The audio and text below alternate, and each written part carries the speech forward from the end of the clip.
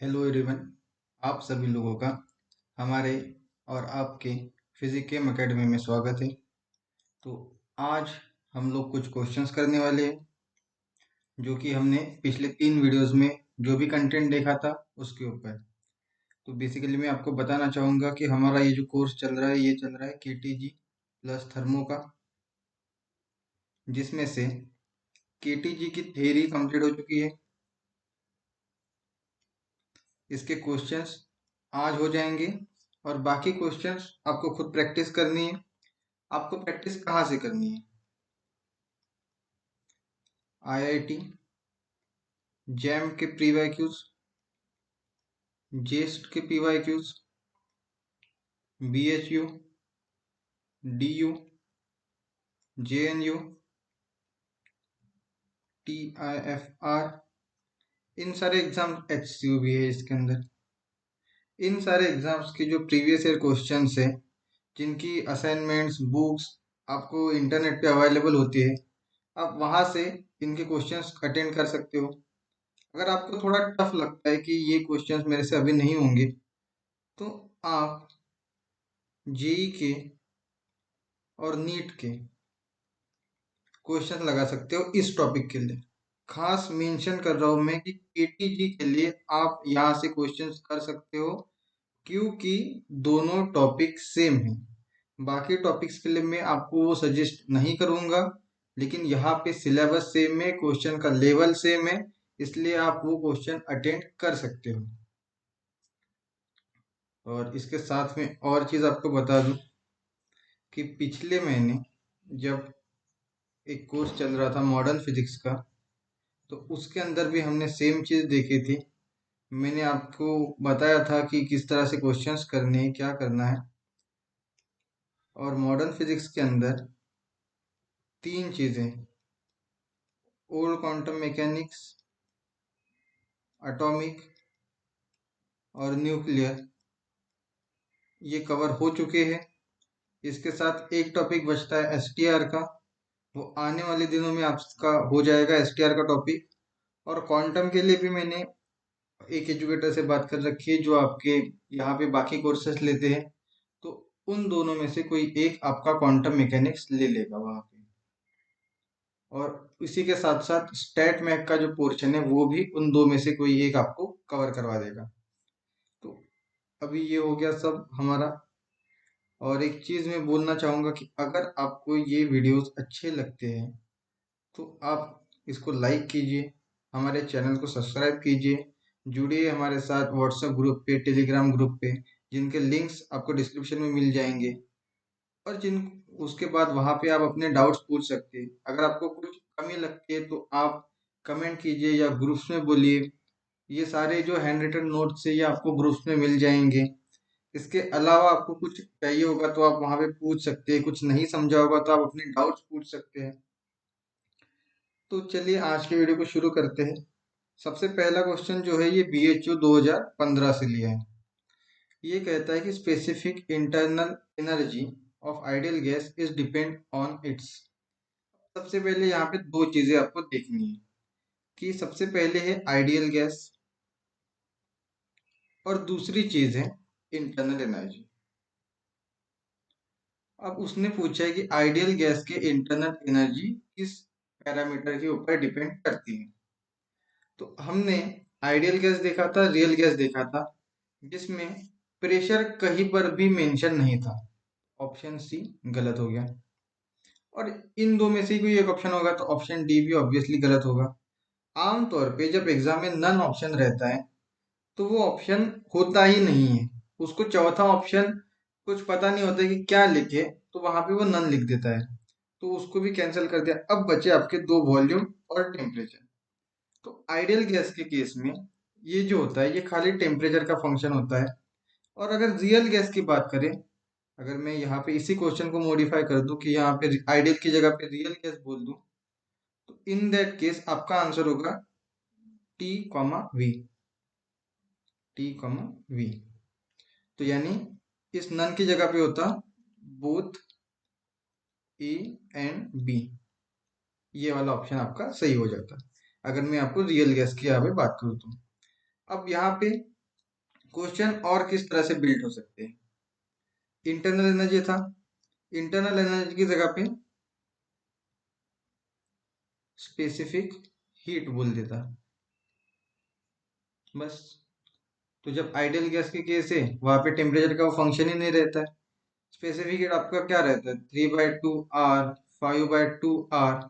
यहाँ पे कहीं पे टेम्परेचर वॉल्यूम कुछ आ रहा है, कुछ भी नहीं आ रहा है, तो वहां पे इंडिपेंडेंट हो जाएगा वो।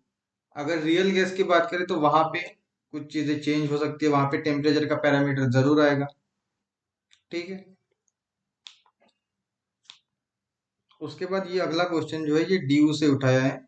और ये क्वेश्चन जो है, ये जब मैं आपको वी RMS एवरेज ये सब बता रहा था, उस टाइम पे मैंने बोला था कि उनका डिफरेंस कैसे आएगा। तो अब देखिए इस क्वेश्चन को देखते पढ़ते समझते हैं। इसने कहा है कंसिडर ऑक्सीजन गैस, कि सबसे पहले हमें ऑक्सीजन गैस को कंसिडर करना है, जो कि है 300 केल्विन पे। ठीक है। और उसका मास दे रखा है 5.31 इंटू 10⁻⁻26 किलोग्राम। यहाँ पे देखिए कि उसका ऑक्सीजन गैस का मास दे रखा है जितने भी मॉलिक्यूल से टोटल, और टेम्परेचर दे रखा है। अब पूछा है कि RMS स्पीड क्या होगी। अब हम ये फॉर्मूला लगाएंगे। समझ रहे हो आप कि यहाँ पे आपको अगर मास दे रखा हो कि कितना केजी है, कितना ग्राम है, क्या है, तब हम ये केबी वाला फॉर्मूला यूज करेंगे। अगर आपको बस इतना बोल दे कि ऑक्सीजन मॉलिक्यूल है, अब आप यूज करेंगे √3 RT/M। ये वाला आपका जो होता है, ये उसका एटॉमिक मास होता है, जो हमने एटॉमिक की कोर्स में देखा था, वो वाला मास हम यूज करेंगे। लेकिन क्वेश्चन में जब भी वो यूनिट दे दे कि इतना ग्राम है, इतना केजी है, इतना टन है, कुछ भी बोल दे, तब आप यही फॉर्मूला यूज करेंगे, केबीटी वाला। और इस तरह के क्वेश्चंस जैम में भी पूछे, HCU में भी पूछे। बस क्या होगा इसमें, टेम्परेचर वेरी होगा और मास वेरी होगा, दो ही चीजें वेरी होंगी, बाकी कुछ भी वेरी नहीं होगा, सेम चीज पूछेंगे। ऑक्सीजन, और एक चीज चेंज होगी, ऑक्सीजन की जगह पे H2 पूछते, He बोल दे, N2, कुछ भी जमाने भर के एलिमेंट लिख दे, यही पैरामीटर चेंज हो जाएंगे, बाकी कुछ भी नहीं होगा। और आमतौर पे इस तरह से वो लिखा जाता है जिससे आपका कैलकुलेशन भी थोड़े इजी हो, क्योंकि इन जैसे एग्जाम में अगर कैलकुलेटर अवेलेबल ना हो तो वहां पे वो उसी हिसाब से देते हैं कि आप जुगाड़ लगा के काट पीट करके आप सॉल्यूशन दे दें। जैसे यहाँ पे देख लीजिए, हमने सॉल्व किया 3 kb की वैल्यू, टेम्परेचर और मास, इनको सॉल्व करके यहाँ पे आए। अब 900 और यहाँ से 100 ले लिया बाहर, तो 300 बाहर आ गया। तो इसका जो भी फैक्टर आएगा, अगर अप्रोक्सीमेटली आप सॉल्व करते हो, 300, इस 13.8 को आप 15 मान लो और इसे 5 मान लो, तो 300√3 यही होगा। √3 आपका वैल्यू 1.73, इंटू 300 करेंगे आप, तो ये हो गया आपका 173 इंटू 3, 519। अब इस, ये अप्रोक्स है, और जो आंसर आएगा वो इससे कम आएगा, क्योंकि हमने यहाँ पे काफी अप्रोक्सीमेशन ले रखा है। तो सबसे नजदीक वाला ऑप्शन डी, 484। इस तरह से भी आप सॉल्व कर सकते हो। अगर कैलकुलेटर से एग्जैक्ट सॉल्व करोगे तो ये आंसर आएगा 483.6 एग्जैक्टली। सबसे क्लोजेस्ट यही रहेगा। या कुछ वेलोसिटीज को आप याद भी कर सकते हो, जैसे हाइड्रोजन के लिए कुछ 1920 के आसपास आता है, या हीलियम के लिए होगा ये वैल्यू, ऑक्सीजन के लिए ये रहती है। मास बढ़ेगा, कुछ चेंज होगा, 3 पैरामीटर है यहाँ पे, जैसे इस एग्जाम्पल में 3 ही पैरामीटर्स हैं, और चौथा फाइंड आउट करना है। एक तो है आपका M, जो वेरी करेगा, एक है आपका टेम्परेचर जो वेरी करेगा, और ये एलिमेंट, एलिमेंट चेंज होगा, उसका मास चेंज होगा, और उसका टेम्परेचर चेंज होगा। या आपको बोल देगा कि VRMS ये है, अब बाकी टेम्परेचर क्या हो सकता है या मास क्या हो सकता है, बस। आमतौर पे वेलोसिटी कैलकुलेट करने को वो बोल देता है। अब यहाँ पे ये देखिए, ये क्वेश्चन काफी बार एग्जाम में आया है, जैसे HCU में ये 2 बार आया, TIFR में आया। सेम क्वेश्चन नहीं आया, लेकिन क्वेश्चन की लैंग्वेज सेम थी, कि मैक्सवेल्स बोल्ट्जमैन वेलोसिटी डिस्ट्रीब्यूशन जो है आइडियल गैस के लिए, वो इस तरह से दे रखा है, ये बड़ा सा फंक्शन। अब वो बोलता है कि आरएमएस वेलोसिटी क्या होगी। आरएमएस वेलोसिटी, अब हमने यहाँ पे क्या देखना है आपको, सबसे पहली बात उस बड़े से फॉर्मूले में ये जो ब्रैकेट है m/2 पाई kbt, उसकी पावर क्या है ये आपको देखना है। ये 3/2 है, इसका मतलब ये 3D का केस है। अगर ये पावर 1 रहती तो ये 2D का केस होता, 1/2 रहती तो ये 1D का केस होता। जो मैंने तीनों फॉर्मूले इसलिए आपको लिखवा के दिए थे। और एक चीज ये भी कही थी कि आपको ये डिस्ट्रीब्यूशन डिराइव करके देखना है। कैसे डिराइव करना है, कौन सा फॉर्मूला यूज होगा, वो भी मैंने बता दिया था। यहाँ पे आपको कुछ अज्यूम करके कुछ सॉल्व कर सकते हो, जैसे m/2 kbt को अगर आप t बोल दोगे या फिर x बोल दोगे तो यहाँ पर भी वो चीजें कम हो जाएंगी एकदम से। तो छोटे छोटे होता जाएगा आपका इक्वेशन, समझ रहे हो। जब 3D की बात है यहाँ पे, तो अब मुझे 3D के लिए आरएमएस वेलोसिटी पता है, √3 kbt ऊपर देख के आए हम लोग। 2D के लिए ऑप्शन बी हो जाता, अगर 2D बोलता तो। अगर 1D बोलता तो ऑप्शन ए हो जाता। ये ऑप्शन कभी भी होगा ही नहीं। इन जैसे क्वेश्चंस में वो आपको काफी गुमराह कर सकता है। वो बोल देगा, अब मीन आरएमएस वेलोसिटी वो ऐसे नहीं बोलेगा, वो बोलेगा रूट मीन स्क्वायर वेलोसिटी। अब यहाँ पे भाई ये सब क्या है, तो इन देख के डरना बिल्कुल भी नहीं है, ठीक है। ये सब आपको एक एक चीज पता होनी चाहिए। अब इसमें फ्लक्चुएशन बोल देगा, ऐसे करके रूट के अंदर माइनस इस तरह से कुछ लिख देगा और बोल देगा कि ये किसको प्रोपोर्शनल में रहेगा। अरे ये बेसिकली वेलोसिटी है, रूट टी के प्रोपोर्शन में रहेगा या केबीटी बाय एम के प्रोपोर्शन में रहेगा। इसमें क्या ही टेंशन लेने वाली बात है। इस तरह के क्वेश्चंस टीआईएफआर में, एचसीयू में, जैम में पूछे गए हैं और बहुत कंफ्यूजन क्रिएट करते हैं लोगों के दिमाग में। लेकिन आप लोग कंफ्यूज नहीं होंगे, ये चीज मैंने आपको यहाँ पे बता दी है। अगर ऐसे क्वेश्चंस में आपको बस शांति से समझना है, हर चीज को देखना है कि क्या हो रहा है वहां पे। अब ये अगला क्वेश्चन जो है आईआईएससी का है। तो एक जमाने में आईआईएससी अपना खुद का अलग से पेपर कंडक्ट करता था, 2012-13 तक। तो उस जमाने में ऐसे क्वेश्चंस आते थे। तो अभी तो आईआईएससी अलग से एग्जाम कंडक्ट नहीं करवाता है। तो ये क्वेश्चन क्या बोलता है देखो, कि कलेक्शन ऑफ मॉलिक्यूल्स, ये सब आइडियल गैस है, टेम्परेचर टी है। इसका मतलब अभी खेल कहीं और होगा क्योंकि टेम्परेचर कांस्टेंट हो गया है। तो रेशियो पूछा है आरएमएस स्पीड का और मोस्ट प्रोबेबल स्पीड का। बस खत्म, आरएमएस का फॉर्मूला लिखो, वीएमपी लिखो, दोनों का रेशियो ले लो। ये तो छोटी मोटी बात है। अब यहाँ पे कभी कभी सीधा क्वेश्चन नहीं पूछेगा वो, आरएमएस स्पीड और average speed, most probable RMS, इस तरह से पूछ सकता है। अगर यहाँ पे एक ऑप्शन उसने ऐसे नहीं बनाया, √2:√3, 2:, ये ऑप्शन तो गलत ही है, ये इसको ध्यान ही नहीं देना है सीधे सीधे। तो इस तरह के ऑप्शन में फिर गड़बड़ी हो सकती है। तो बस आपको देखना है कि पहली क्वांटिटी क्या है, 2 लिखा है या क्या लिखा है, ये चीज। ये सारे वर्ड्स ना काफी इंपॉर्टेंट होते हैं ऐसे क्वेश्चंस के अंदर, कि पहले किसको लेना है, बाद में किसको लेना है, कौन किसके डायरेक्ट प्रपोर्शन में है।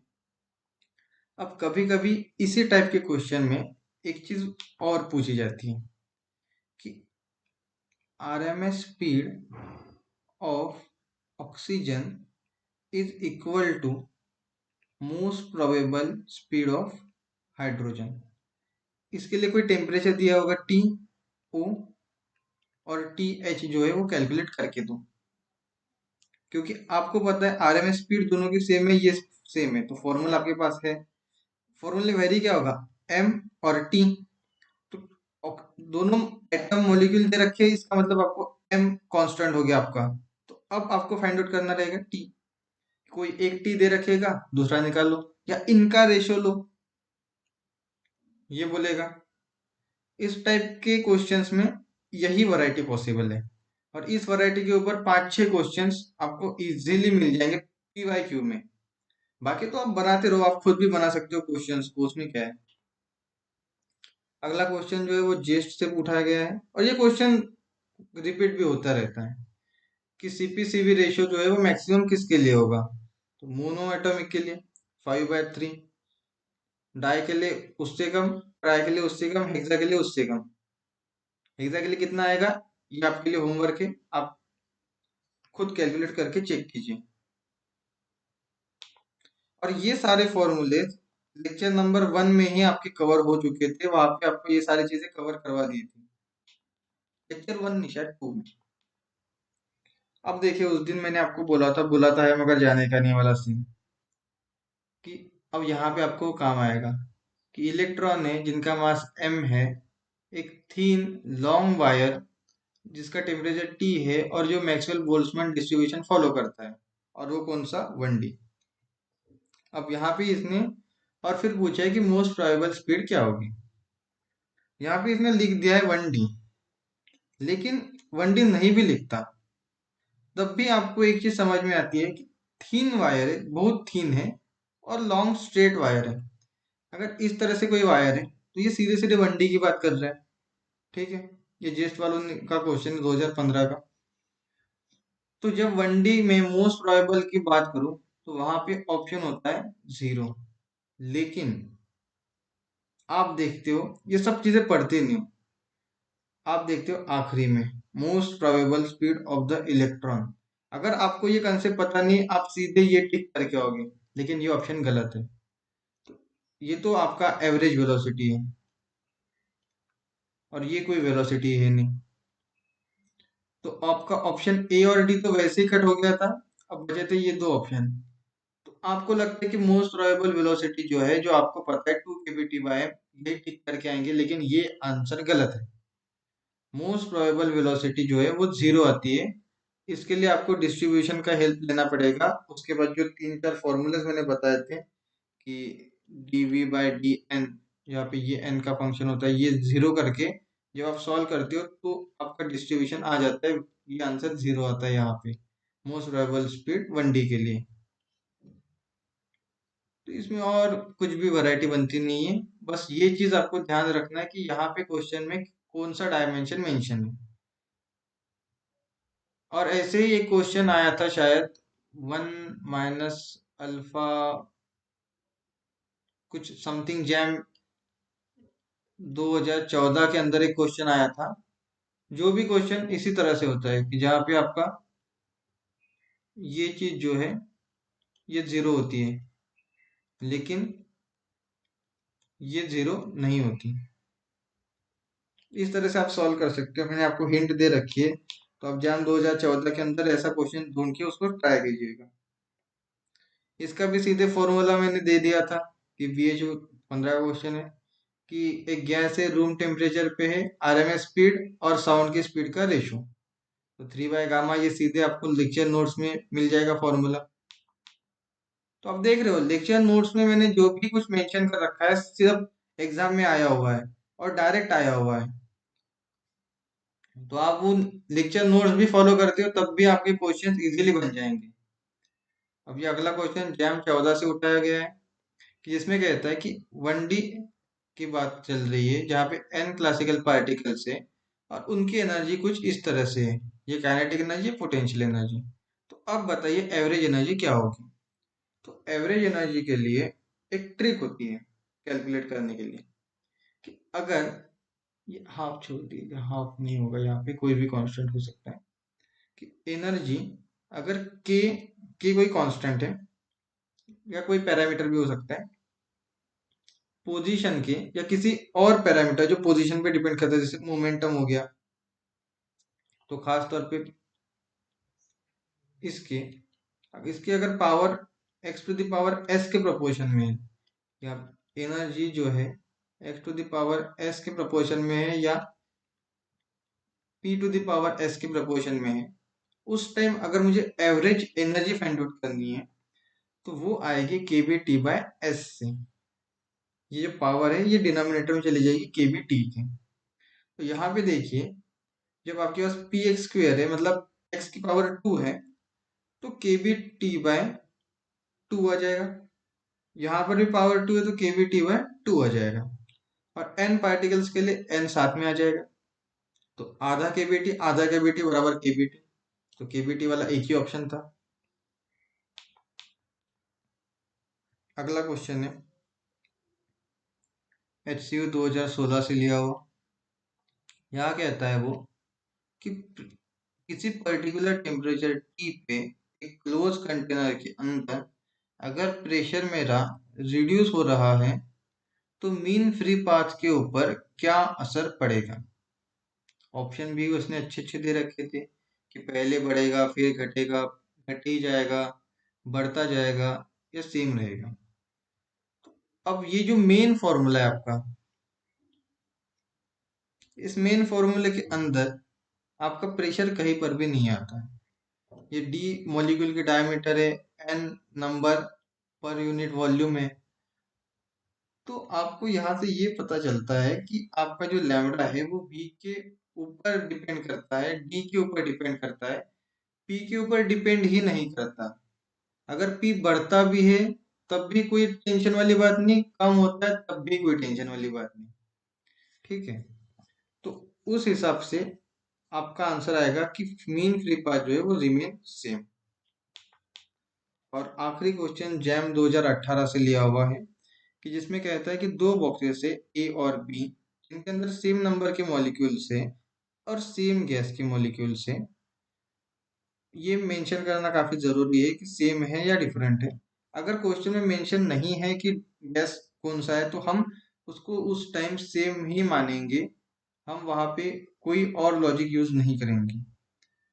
अब वो है कि वॉल्यूम ऑफ कंटेनर जो होगा वो वी ए वी बी होगा और लैम्बडा लैम्बडा भी मीन फ्री पाथ होगा। तो अब क्या होगा, क्या होगा मतलब रेशियो लेना पड़ेगा।